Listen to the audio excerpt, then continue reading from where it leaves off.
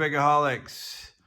Today I have a challenge lock to pick on camera. This is going to be for HV Logic's 100 challenge locks picked giveaway.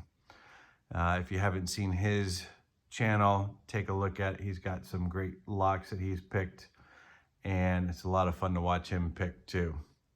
This one is Ant's first challenge lock. AL1.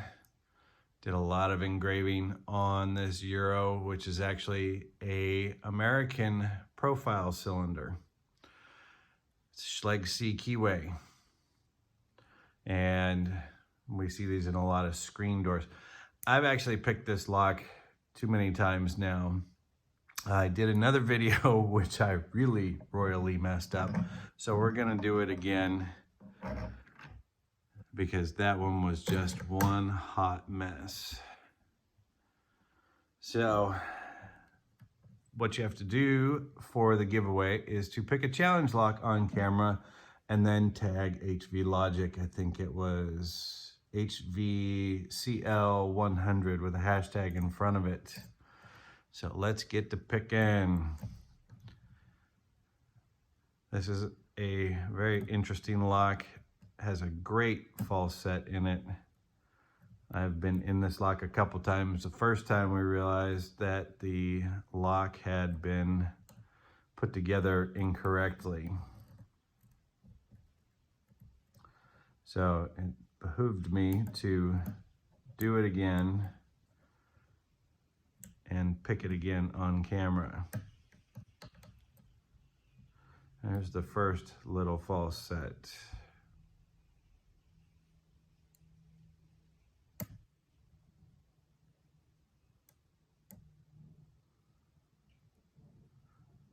For our first challenge lock, this has a really great false set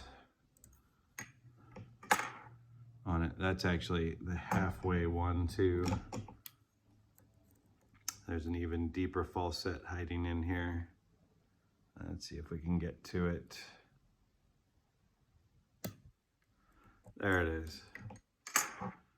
That is a great false set for a first challenge lock. It's all because of the spool that's in number 1. When you get to this point, the lock is basically picked. The first video I made, I messed up so bad I ended up having to pick it twice on camera. And we're open.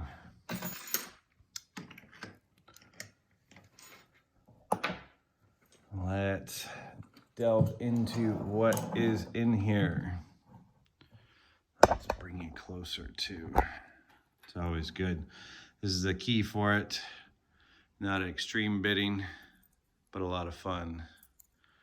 It's a very fun pick when you haven't picked a lock. So I have a key. I'm gonna lock it back up. Key does work,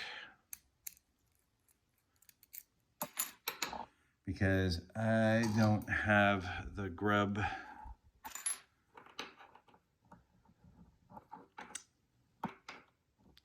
I don't have the Allen wrench for the grub screws, so I've been pulling this apart by the C-clip on the back of it.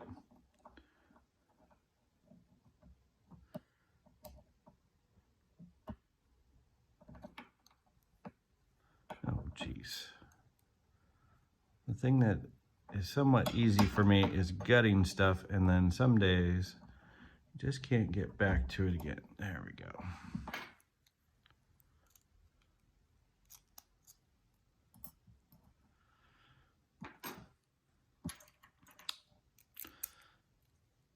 And a shim, even though technically this lock does not need one. There's no pins that are gonna fall into the little groove on this, but we're gonna do it just because. Now get all the way in there. Something's catching in there today. Might be one of the master wafers. There's a couple master wafers in this. The plug has been filed. That was done by Ant himself, making the key work a little smoother. The key does work really, really well. It went out to Naswick, apologize on that one. And the key was lost. He actually ended hand making this key for this lock. So as we can see here, there are these. That's how it sits in there. The first one has a master wafer in it. Number 2 also does. But the bottom pins, that one has an overset trap in number 2. Number 3. Number 4 is a fun little pin. And number 5 is a serrated.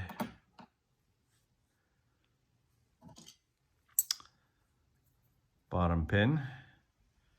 In the top, come here, we have this beautiful homemade giant spool, which causes that beautiful false set that this lock gives off. And that is correct. You will notice that there is a mini spring. It's been a cut spring on it. And there's that master wafer, which actually, after talking with Ant, he's modified the master wafer too. These pins in 2 and 3, when I first got it, were in upside down, which I thought might be the case. And it really didn't affect the picking too much.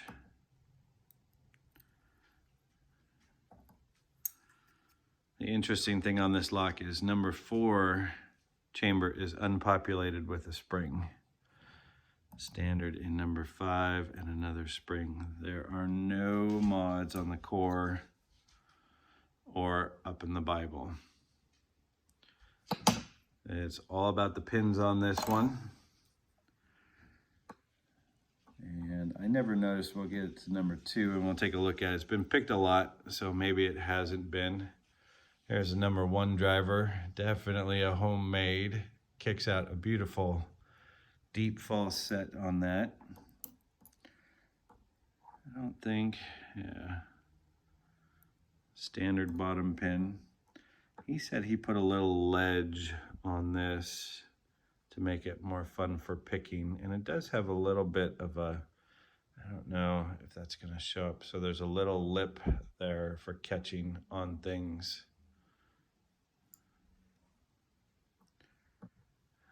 And then the corresponding driver on it. Nice little spool on it. Number 3 bottom pin. Nice looking overset trap bottom pin. The corresponding, this is a matching driver to number 2. The number 4 bottom pin in an unpopulated chamber. So he's reduced the tip on it, and it's in the downward position like that. Mainly it's probably, so if you were to hit it with the pick and it came above the shear line, it would lock itself up and then take a little bit of juggling to make it fall back down again. Number 5 bottom pin, some serrations on it, and a standard top pin. And that is Ant's AL number 1. We're gonna have some fun. I've never done a reloading video, a reassembly video. So we're gonna put this all back together again.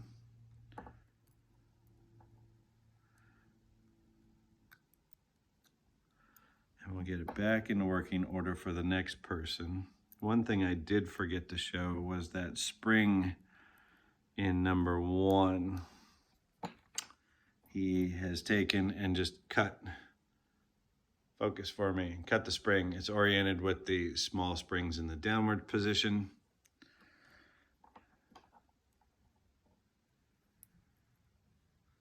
Come on, little tiny spring. Get in there, buddy. And driver.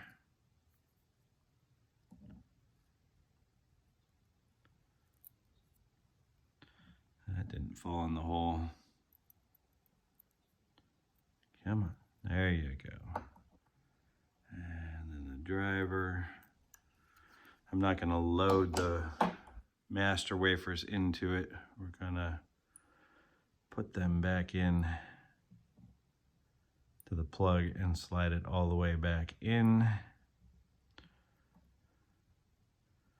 That one is oriented in the downward position.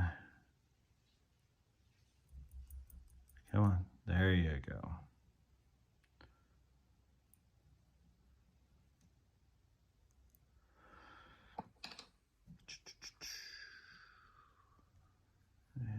And slide you back in, lock you up, test the key. One thing, guys, if you're ever playing with a lock and you don't have any retainer on the back of it, make sure not to pull the core out. Put your finger alongside the plug and pull the key out.